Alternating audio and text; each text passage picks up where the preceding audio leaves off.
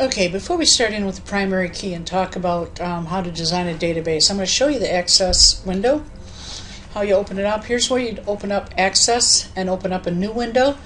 You've got a choice between a lot of different types of databases in here, and if you have a specific type of database, you can actually search. Let's put in customers just to see what comes up. Whoops. So let's search customer. Desktop customer service. Oops, lost my window. You can scroll down to, let's look here. Call tracker. Desktop contacts. Let's choose that one. I think that's the best one to. We're going to choose this as sales contacts. Oops, C-O-N-T-A-C-T-S. So this is going to be sales contacts.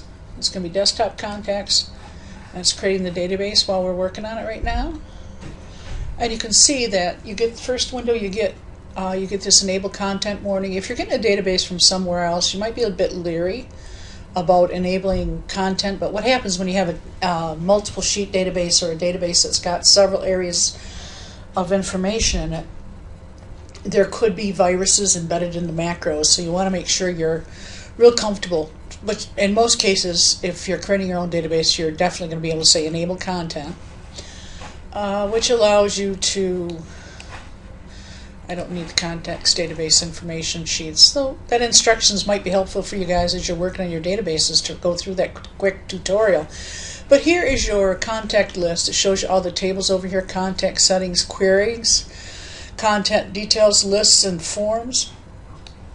And then you have reports, directory, and a telephone book or a phone book.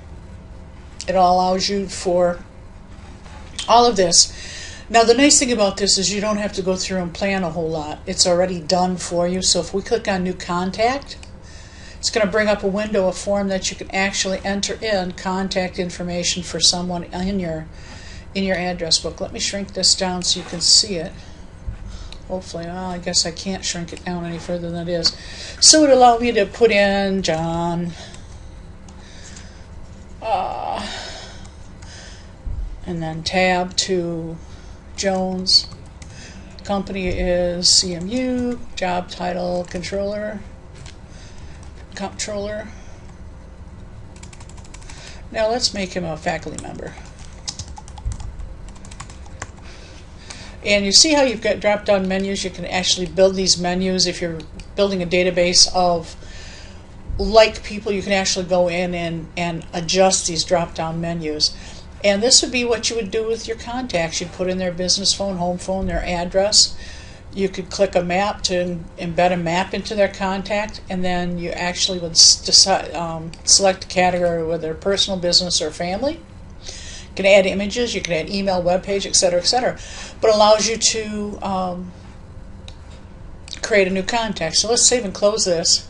So now we have the first contact in here. We've got John Jones for CMU. He's a faculty member. So that allows you, and as you add in different types of people, different types of job titles, different companies, you'll actually see your drop-down will build here. Right now I've got just CMU and blanks, but if I add other people in, let's go with Sally Smith. Oops, shouldn't have done that.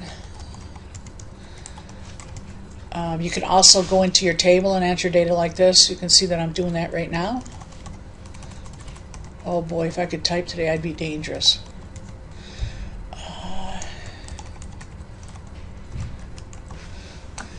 And personal, we're going to go with the business. And that gets Sally there. So now if I go into the job titles, you'll see job titles. I've got administrator and faculty member there. Click OK, and then over here under company now you have CMU and Northwood. And as you change locations here, you'll actually see all the options of what has been entered in already, so you can actually go through and select that.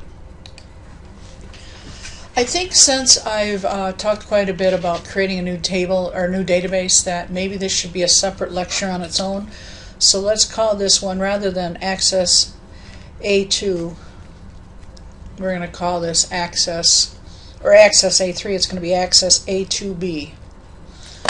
Okay, I'll see you for Access 2, Access 3 in a little bit.